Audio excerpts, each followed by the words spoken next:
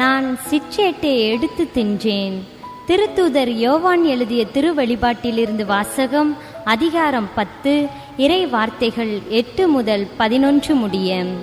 சகோதரர் சகோதரிகளே, விண்ணகத்திலிருந்து நான் கேட்ட குரல் என்னிடம் மீண்டும் பேசி, கடலின் மீதும் நிலத்தின் மீதும் நிற்கின்ற வானதூதரின் கையிலுள்ள பிரிக்கப்பட்ட சுருளேட்டை நீ போய் வாங்கிக்கொள் என்றது.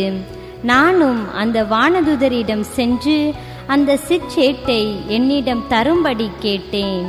அவரோ, இதை எடுத்து தின்றுவிடு, இது உன் வயிற்றில் கசக்கும், ஆனால் வாயில் தேனை போல் இனிக்கும் என்று என்னிடம் சொன்னார். உடனே வானதூதரின் கையிலிருந்து அந்த சிற்றேட்டை எடுத்து தின்றேன். அது என் வாயில் தேனை போல் இனித்தது, ஆனால் அதை தின்ற பொழுது என் வயிற்றில் கசந்தது. பல்வேறு மக்கள் இனத்தார், நாட்டினர், மொழியினர், மன்னர் பற்றி நீ மீண்டும் இறைவாக்கு உரைக்க வேண்டும் என்று எனக்கு சொல்லப்பட்டது. ஆண்டவரின் அருள் வாக்கு. இறைவனுக்கு நன்றி.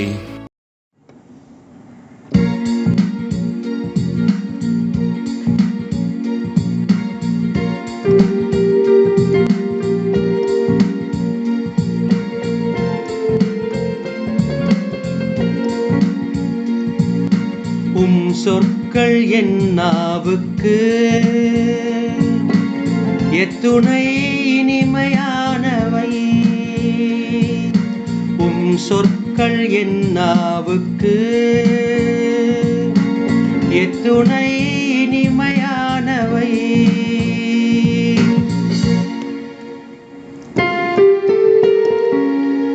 பெரும் செல்வத்தை மகிழ்ச்சி அடைவது போல் நானும் ஒழுங்குமுறைகளின்படி நடப்பதில் மகிழ்ச்சியுறுகின்றேன். ஏனெனில் ஒழுங்குமுறைகள் எனக்கு இன்பம் தருகின்றன, அவையே எனக்கு அறிவுரையால.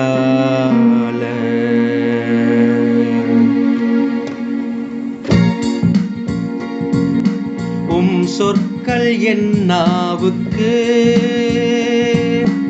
எத்துணை இனிமையானவை. சொற்கள் என் நாவுக்கு எத்துணை இனிமையானவை.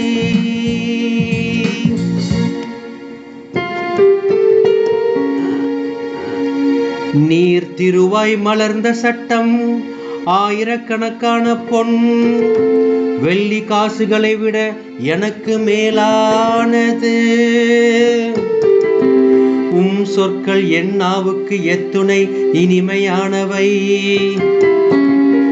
என் வாய்க்கு தேனினும் இனிமையானவை.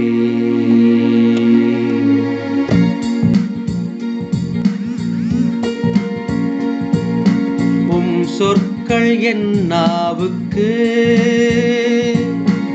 எத்துணை இனிமையானவை. சொற்கள் என் நாவிற்கு எத்துணை இனிமையானவை.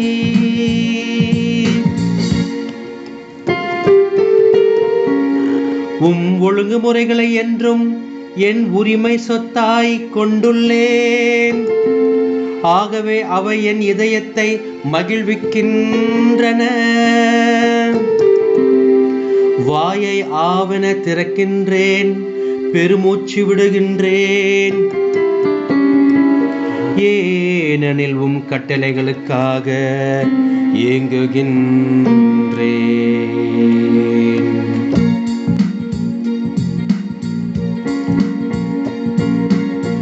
சொற்கள் என் நாவுக்கு எத்துணை இனிமையானவை. சொற்கள் என் நாவுக்கு எத்துணை இனிமையானவை.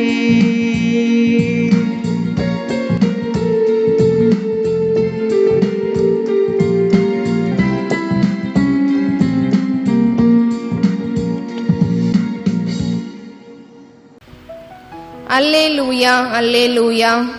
என் ஆடுகள் எனது குரலுக்கு செவிசாய்க்கின்றன.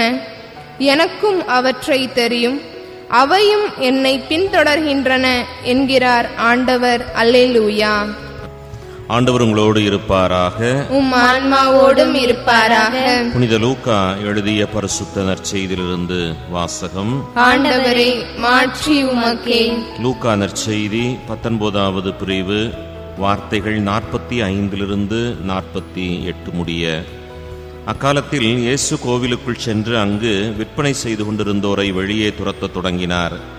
அவர்களிடம், என் இல்லம் இறைவேண்டலின் வீடு என்று மறைநூலிலே எழுதப்பட்டிருக்கின்றதே, ஆனால் நீங்கள் இதை கள்வர் குகையாக்கினீர்கள் என்று கூறினார்.